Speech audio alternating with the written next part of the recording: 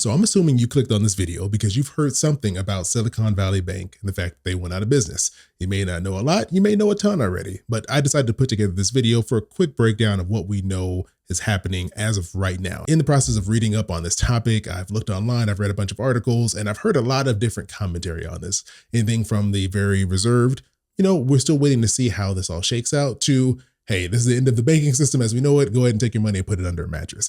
I've heard all kinds of takes. And typically when I hear something that extreme, when I hear people talking about gloom and doom, part of me is like, oh, well, is it true? Let me look. I want to know what's happening. But also part of me is like, let me dial this back a little bit because it's easy to jump to assumptions. And I don't want to do that. So in this video, let's just talk about what we know so far at this point in time. It is Monday, March 13th at about 6 p.m. when I'm recording this. So who knows? Something new could have come out that I didn't even catch before I started working on this, but let's just start with the basics. So Silicon Valley Bank is a regional bank based out of Santa Clara, California. And basically California regulators came in on Friday and said, you know what? You're closed. we're shutting you down because things aren't looking good right now for you. In addition to shutting them down, they appointed the FDIC, or the Federal Deposit Insurance Corporation, to act as the receiver. They're basically going to take hold of all the assets and run this bank until a buyer is found. So that way people who still bank with them can have access to their money. The FDIC insures our deposits. That's their main role, and probably where you've heard them refer to the most often is like, we got to find a bank that's FDIC insured. And this is why, because they will protect any of your deposits up to $250,000, which is great for most of us normal people. I don't think I personally know anyone who has more than $250,000 sitting in a bank account. So most of us will be protected. The problem that occurred with Silicon Valley Bank, though, is that it's estimated that about 93% of all deposits exceeded that FDIC $250,000 insurance limit. This was according to Bloomberg. And so obviously people are worried because, a lot of companies, their operating income is sitting in these banks. Like the money they need to keep their business working and operating and pay their employees is getting tied up because they're like, I don't even know if I'm going to get this money back because of the fact that I had more than $250,000 here. And doing some research and reading up on some of the companies that are impacted by this, I found that Roku is a big customer with them. Roblox, a company that makes that weird game that all those kids like to play, they had hundreds of millions of dollars at this bank, which would make it uninsured because it's above that limit. The good news is that regulators stepped in and they said that all deposit accounts that were held at both Silicon Valley Bank and also Signature Bank, which is in New York, and I didn't mention them at the start of this, but they're another bank that got into some trouble, they can shut down, and they were heavily tied to the crypto industry. So you can, I'll let you take your best guess as why you think they're in trouble right now. But regulators stepped in and said that they're going to guarantee all deposits at these banks, not just those that were below that threshold of $250,000. They're going to expand it to all the money that was held in these accounts, basically. And this was released in a statement from the Federal Reserve, the Department of the Treasury, and the FDIC themselves.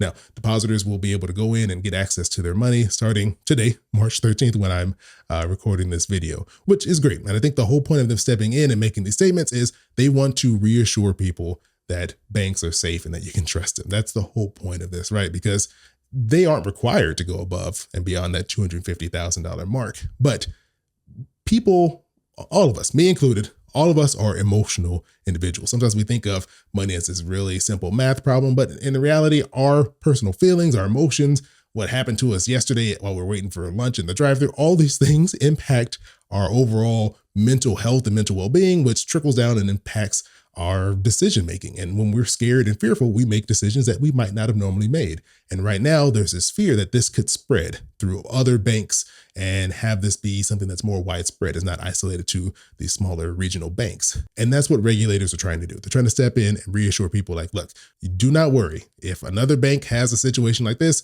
we got you covered. You don't need to go and start pulling your money from all these other banks, especially the smaller regional banks, because that could cause a situation that looks just like what's going on with Silicon Valley Bank. So they're just trying to keep us all calm, keep us reassured, keep us from going out and just making a decision on a whim. Now, it is still important to recognize that Silicon Valley Bank and Signature Bank, they're done. They don't exist anymore. They're not coming back. And the people who invested in them, the lenders, the shareholders, they're not going to get any money. They're not getting a bailout in that sense. More so, this type of recovery and this type of action that these regulators are taking are meant to cover the people who have money deposited with these institutions. Now, you all can shape your own opinions on what you think about them stepping in and doing this. There's criticism because these are institutions that cater to larger companies. Silicon Valley Bank, their whole thing was that they cater to, the tech industry. Their customers are by and large centralized with these big, large companies that have received tons, millions and millions of dollars in venture funding that has allowed them to, develop and build these companies. And so there's this criticism that, hey, you're not helping regular everyday people, but you could also argue that by helping these companies continue to be able to operate and not just lose millions and millions of dollars, you're keeping people employed and preventing these companies from going out of business. The point of this video isn't for me to give my judgment on what I think they should be doing or how this should happen. It's more so just to discuss the facts of what we know so far at this point. So that's where we stand. The bank has been opened up as far as the people who need to get their money have access to it. The FDIC is running all of that, and they're eventually going to look for someone to buy the bank and take it over. That's kind of what we've seen happen in the past. There's been a lot of comparison to 2008, the whole financial crisis, and Washington Mutual in particular, because that was a bank that went out of business and eventually it was purchased by JP Morgan Chase. And I have personal connection to this story because I was a teller at Washington Mutual when all this went down. It was very scary. We didn't know what was happening. We're like, do we have a job? We'll be coming back. But eventually they just sent us some Chase shirts and they redecorated the branches and we were a whole new bank. We all got to keep our jobs, which is great. Now, I do believe that there were branches that were closed, so we were fortunate, but we did see, a lot more branches opened up in the future. So all that to say, this is kind of what it looks like they're aiming for with the situation, to get another bank to come and buy up the assets of Silicon Valley Bank. We've already seen this take place in the UK, where the Silicon Valley Bank UK arm was purchased by HSBC for $1. So they've taken them over and they're going to take over all operations of their customers and their assets over on that side. So that's probably the best case scenario. They hope that another bank comes in, buys up the rest of what's left of these banks and just converts those customers over to whatever new bank they become. But that's all the time I have for right now in this video. I have some more stuff I want to put together on how this happened and what exactly was Silicon Valley Bank doing to get themselves in this situation. So I just need to do a little more research, prep for that a little bit more. Another video will be coming out soon. In the meantime, if you're not already subscribed to the Popcorn Finance Podcast, you can do that by just going pretty much anywhere you can listen to podcasts. I also put in the description of the video, and I'll also be putting these out as audio episodes as well. They're slightly different from the video version just because, got to change things up a little bit.